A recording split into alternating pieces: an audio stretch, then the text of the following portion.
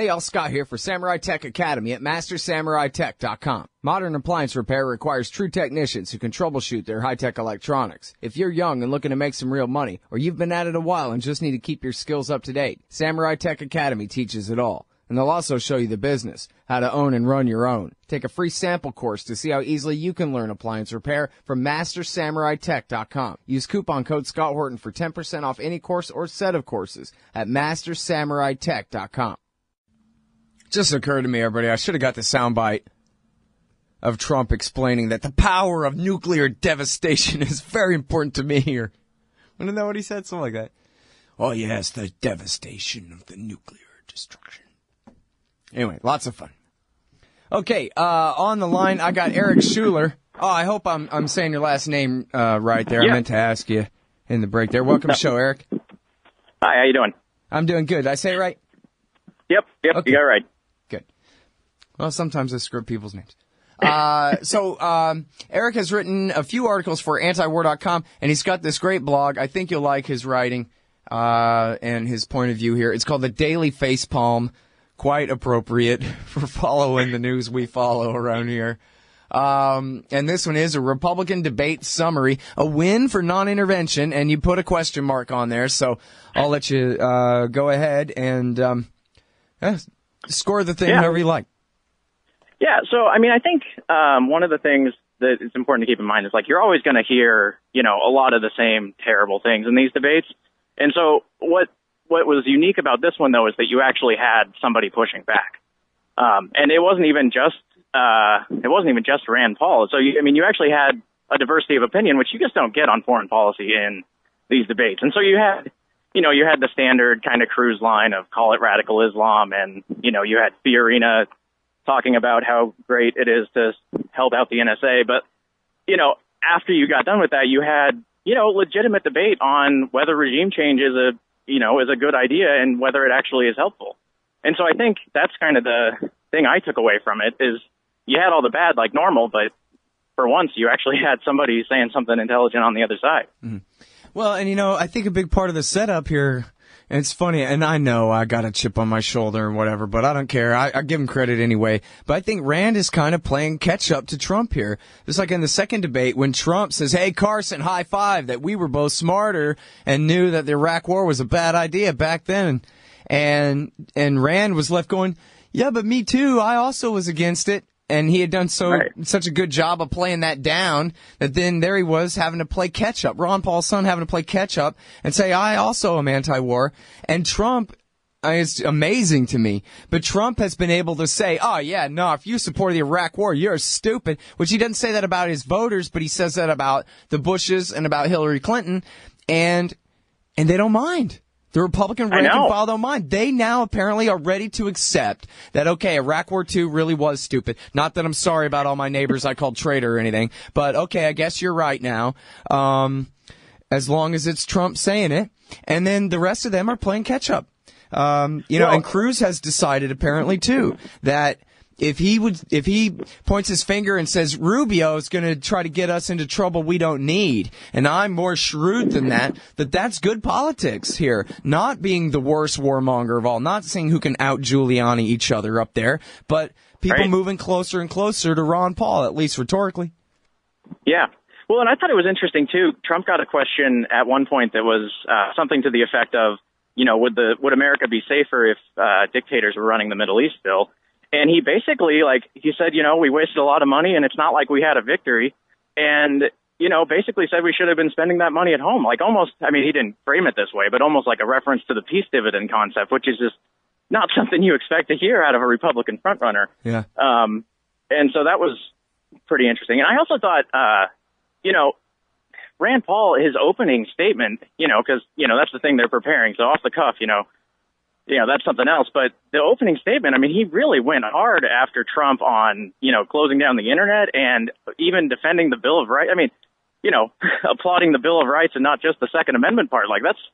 That's kind of new too. And, and it almost seems to me like maybe that could signify a shift in kind of his strategy. Cause that's how he was positioning himself for the debate. And I don't know, that seems to bode well from my perspective. Yeah, absolutely. I mean, and I hope he noticed that last night was his best night. And in fact, I think he did, because I saw that his people put out a tweet that was a compilation of tweets of all different Republican, wags, Laura Ingraham and Steve Deese and some Fox News people. And I don't know the whole list, but it was, conservative thought leaders, if there's such a thing. Right. And they liked it. And they thought it was his best performance ever. And they didn't say, boy, I really like how anti-war he was finally. But again, they sure didn't seem to mind it. Exactly. Well, and of course he's not really staking out the full-on non-interventionist position. I mean, he still, kind of made a reference to Arab boots on the ground, not U.S. boots on the ground. So it's not, it's not necessarily the position that you or I might take on it, but it's still, compared to, everybody else on the stage, it's just leagues different. Mm-hmm. Well, and that's the thing. He absolutely is in favor of regime change in Raqqa and Mosul, Fallujah, Ramadi. No doubt about that. Right. I mean, but just not Damascus. Which, I mean, at this point, I think I'm, I'll take what we can get, right? Yeah. I'm not so sure. I mean, I think that if we encourage the best in him and encourage him to go ahead and abandon all this stupid pandering, that he could make a much better case for just non-intervention at this point. You know what, tough guy? You guys want to send in the whole Marine Corps or some imaginary Saudi army or whoever to sack Mosul, then what? Right. Then what? Well, and go ahead and fight with them about it, Yeah. Well, and I think he could really, I mean, I disagree with his, his stance on immigration, but since he's trying to take the very, intense border security stance, it seems like it's a very, it'd be easy to parlay that into saying, we're just going to defend the borders here, so we don't need to be there. And so, it seems like he's kind of setting himself up for that if he wants to. And it also proves his point about the regime change thing. He can link the two back and forth again. We're supposed to be all concerned about who now? About veterans of the Syrian war that we've been supporting their side this whole time, blowing back against us, just like I told you not to do it. And he did actually say that a couple of times last night. I thought it was funny, actually, where the CNN lady was like, no, go back to the Iraq thing and whatever. She's really trying to push him to answer more. He was kind of changing the subject a little bit to his practiced answer about border security or whatever. And she's like, no, go back to the Syria thing. So I thought that was good, at least, that, they kept that up for a little while. And I actually missed a bit of the Syria discussion because I was talking Star Wars with the wife. But then when I phased back in, Eric, it was the part where Kasich was saying, but we can't back down now. And the Saudis promised that they're going to build a brand new moderate government there. That's what we have to do. And they're backed by Iran and Russia, so obviously we can't leave. And that was interesting because Rubio basically took that position, Kasich took that position. But you had Cruz, even pushing back on that. And he just wants to, basically carpet bomb the parts that are under control of ISIS. But he's basically staking out a position of not doing regime change in Damascus now. And that's, so you have the two basically leading candidates that are anti-regime change in the Republican Party, Cruz and Trump. So see, and that's what's significant here is nobody should think that either of us believe or would have them believe that what these people say is true or anything like that. The point is they're all trying to manipulate you so that you will give them power over you. So what is it that they think that they need to say to win you over? And finally, it seems, at least for now, until the next thing explodes or is shot or whatever, that the crest of the wave has tipped and that conservatives would rather keep the son they have left than send him off to get killed too. Right. Well, and I think it was also significant that Trump, Cruz, and Paul all actually finally brought up Libya in a real way and saying, look what came out of this. And that's been something that hasn't come up in a meaningful way in the Democratic debates or in the Republican debates so far. And it is and I saw that was finally somebody's been reading something on antiwar.com or something. I don't know. Right. But then, so a good question that they didn't ask him was, so what do you do about it now? That their guys flying the black flag of Baghdadi over Tripoli, dude. Yeah. And don't give me some pablum about, I don't know, we'll make the Algerians do it, or, Right. Oh man, I'm sorry. Yeah, now the music's playing, we gotta take this silly break. Then we'll be back It's Eric Schuler. Check out his great blog. It's ericscottschuler.blogspot.com, The Daily Facepalm. And you can find a couple of his articles up at antiwar.com as well. Hey, y'all, Scott Horton here. It's always safe to say that one should keep at least some of your savings in precious metals as a hedge against inflation. And if this economy ever does heat back up and the banks start expanding credit, rising prices could make metals a very profitable bet. Since 1977, Robertson Roberts Brokerage Inc. has been helping people buy and sell gold, silver, platinum, and palladium, and they do it well. They're fast, reliable, and trusted for more than 35 years. And they take Bitcoin. Call Robertson Roberts at 1-800-874-9760 or stop by rrbi.co. Hey, y'all, Scott here. On average, how much do you think these interviews are worth to you? Of course, I've never charged for my archives in a dozen years of doing this, and I'm not about to start. But at patreon.com/Scott Horton Show, you can name your own price to help support and make sure there's still new interviews to give away. So what do you think? 2 bits? $1.50? There are usually about 80 interviews per month, I guess, so take that into account. You can also cap the amount you'd be willing to spend in case things get out of hand around here. That's patreon.com/Scott Horton Show. And thanks, y'all. I miss it. Hey, chat room guys, did they say what they're doing with the interest rate yet? Probably nothing. That's my guess. Yeah. All right. Eric Schuler is on the line, author of The Daily Facepalm. Boy, am I feeling it. I'll tell you what. We're talking about the Republican debate last night, and I'm sorry, I forget at which point I interrupted you for the break here, Eric. You were going to say. We were talking about, they didn't really ask, like, okay, so what do we do now? And I was going to say, I mean, in some ways I'm kind of glad they didn't because I'm afraid what anyone would say, but, yeah. So the fact that it didn't get emphasized, like, I'm all right with that. Yeah, that's kind of been my thing about Libya all along is, people complain sometimes and say, yeah, nobody pays any attention to what a disaster Libya is. And I'm saying, you know what, that could be worse. And once they start paying attention to it, then the next step from there is proposed solutions. And I don't think any of us want to hear them if we know what's good for us anyway. All right, now, so... Yeah. Here's the thing that, and you really start your article with this too, second place or something here, is the avowed support for war crimes among Ted Cruz, Donald Trump, Jeb Bush, and Ben Carson. And Carson and Cruz's war crimes were more or less the same. Jeb was not as specific. Trump had his own unique kind of war crimes. And hey, well, it's just a matter of debate, just a policy preference, I think, Eric. Yeah. Well, and Rand Paul, to his credit on that point, he brought back, Trump's plan. Trump doubled down on his plan to, go after the families.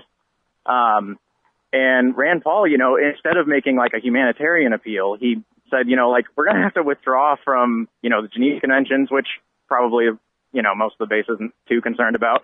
But he also said, do you still believe in the Constitution? Which, if you're going to attack, Trump on that issue, framing it in terms of the Constitution says this is wrong, is probably the best way for him to frame it. So I thought that was, worth noting too. And he actually kind of referred to the difficulty of the logistics of getting the First Amendment repealed.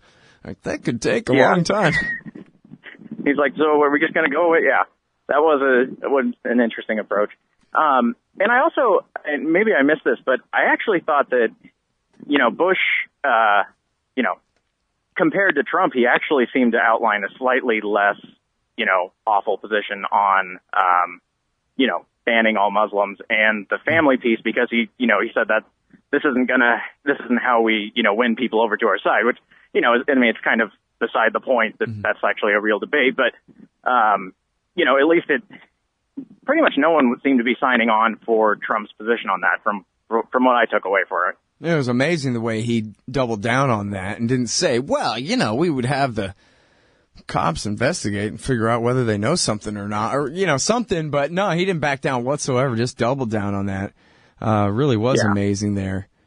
The way he did that. But of course, Jeb, in his refutation of Trump on that, in that same answer said, well, a big part of the problem, they all did this. Anytime they were asked about attacks here, they changed the subject to let's attack over there. And he says, big problem is the damn lawyers are hamstringing the people fighting the war against the Islamic State over there. We need to set them free. That was like the first half of the sentence before he pivoted to, and boy, you shouldn't. be mean to Muslims. That makes us look bad. We're trying to suck up to these people. It is a very odd disconnect that, I think, half the stage is outlining political correctness as really the big problem in our war. It's not the war itself. It's definitely that we're not killing enough civilians. Yeah. That and not just the PR man, but the lawyers. The damn lawyers say that we can only bomb if we don't think we're going to kill some kids. And then, we want to, though.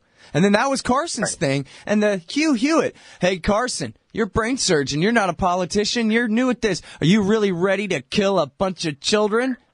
Wow. And he says, yeah. Yeah. But he did object to, he had enough PR sense in him. Like, I object to the word ruthless. Tough and resolute, not ruthless. I mean, there's people still going to die, but let's frame it a little different. Come on now. Yeah, it's not the end. It's the means to the end, Hugh. And then, Hugh, likened ISIS to Hitler as, like, the same level of threat to make it, sound a little more okay. Yeah, exactly. Are you going to do like Churchill did what was necessary to bring down the Third Reich? Because I think he must have caught himself as, wait, we probably shouldn't say that in isolation. That's going to be taken out of context pretty easily. Yeah, well, the whole damn thing's kind of taken out of Another context. Thing, so, go ahead. No, you please. I thought was interesting is Cruz actually, at first I thought it was a gaffe, but I was, rereading kind of the transcript on it. And he actually said twice that Iran has declared war on the United States. Did you catch that? No, I had missed that. It was funny, as I watch it and I see the tweets go by, I go, they said that? Mm-hmm. I just really can't listen to these clowns. I tried. Yeah, no, you have to tap out and take a break midway through or something. Right. But, no, twice, and I guess it's, part of his line of radical Islam, so you can't distinguish between, different parts of it, even if they're fighting each other. But yeah, he said, ISIS and Iran are at war with the United States. And it's so funny too, because in a, not in a good way, not a ha-ha way, but, he, at one point, he's basically saying we shouldn't do regime change against Syria because they'll backfire. But at one point he just kind of mentions offhand, like, well, regime change in Iran, that's something I could support. Right. Like, what? But didn't you just hear your last 5 sentences? Yeah, he's saying, enough of this utopian nation building and spreading democracy and all of this. What we need to just do is protect our national interests and fight our enemy, Iran, and their enemy, the Islamic State. Wow, really? All just in one breath like that. Yeah, you gotta take out both sides of the Civil War to win the Civil War. That's how it goes. Yeah, exactly. The other thing that I found, kind of interesting, is, Christie's not really not a real player at this point, it doesn't seem like, but, Rand actually had a pretty good line on him too of, I think his quote was something like, well, if you're in favor of World War III, I think you found your candidate. And It's like, and just framing the issue starkly and, not trying to mince words, which he seemed to do a lot better than that. I want to see the next debate and hope that they can keep the momentum going of just, people actually talking about this. Because I think at this point, the Republican Party is almost less terrible on foreign policy, at least leadership, than the Democrats would be, which is, would make for a much more interesting, post-debate. Yeah, no, I think the Republican hawks, and particularly the neocons, I try to follow some neocons on Twitter. I actually can't take most of it. I follow Max Boot and a few of these other guys.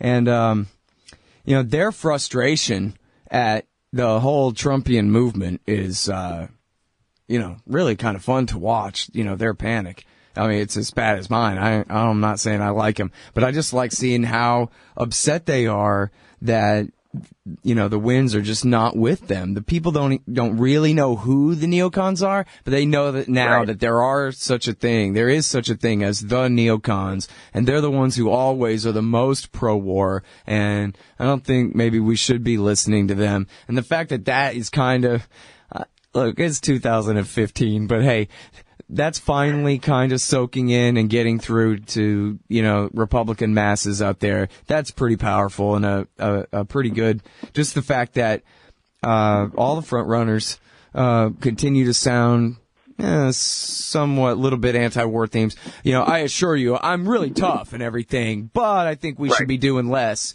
And they have focus grouped that enough. They know that that's what people are demanding to hear at this point. Right. So well, and it was interesting too. Even when Trump got a question on the nuclear triad, and he basically didn't answer it. But I mean, I definitely expected we need the standard answer you would expect, which was pretty much given by Rubio, was we got to double down, we got to modernize, and it's the greatest deterrent in the world. And ISIS isn't apparently paying attention to it, but it's still the greatest deterrent in the world against somebody. And we need to spend as much money as possible to. And that was not the coined response from everybody. It's just, obviously Trump's no dove, but it's nice that he doesn't have to say horrible things about literally every foreign policy issue. Well, and I think the triad thing just confused him because he didn't know what the hell that meant. Right. And so he's like, well, I don't know. I'm just going to bluster for a few minutes here and hope to get away with it. Right. But at least he didn't say nuclear weapons are the, best thing that's ever happened. Yeah. And in fact, even his thing where he's like, the power of the nuclear devastation is very important to me. All he was really trying to say was, no, I take that very seriously. Or, he just was a kook about it, the way it came out. But yeah, that's what he meant, really. Anyway, so listen, man, I really appreciate your little write-up here, and I appreciate your time on the show talking about this today. It's much better than just hearing me talk, that's for sure. We're just sick and tired of that around here. Eric Schuler, everybody, check him out. EricScottSchuler.blogspot.com, the Daily Facepalm. See y'all tomorrow. Thanks again, man. Thanks, Scott. Hey, y'all, Scott Horton here for Liberty.me, the great libertarian social network. They've got all the social media bells and whistles. Plus, you get your own publishing site, and there are classes, shows, books, and resources of all kinds. And I host 2 shows on Liberty.me. Eye on the Empire with Liberty.me's Chief Liberty Officer Jeffrey Tucker every other Tuesday, and The Future of Freedom with FFF founder and president Jacob Hornberger every Thursday night, both at 8 Eastern. When you sign up, add me as a friend on there. ScottHorton.Liberty.me. Be free. Liberty.me. Hey, y'all, Scott Horton here to tell you about this great new ebook by longtime Future Freedom author Scott McPherson. Freedom and Security, the Second Amendment and the Right to Keep and Bear Arms. This is the definitive principled case in favor of gun rights and against gun control. America is exceptional. Here the people come first, and we refuse to allow the state a monopoly on firearms. Our liberty depends on it. Get Scott McPherson's Freedom and Security, the Second Amendment and the Right to Keep and Bear Arms on Kindle at Amazon.com today. Hey, Scott Horton here for MPV Engineering. This isn't for all of you, but for high-end contractors specializing in industrial construction and end users who own and operate industrial equipment. MPV offers licensed professional consulting on chemical and mechanical engineering for your projects. Tanks, pressure vessels, piping, heat exchangers, HVAC equipment, chemical reactors for oil companies or manufacturing facilities, as well as project management support and troubleshooting for those implementing designs. MPV will get your industrial project up and running. Head over to mpvengineering.com.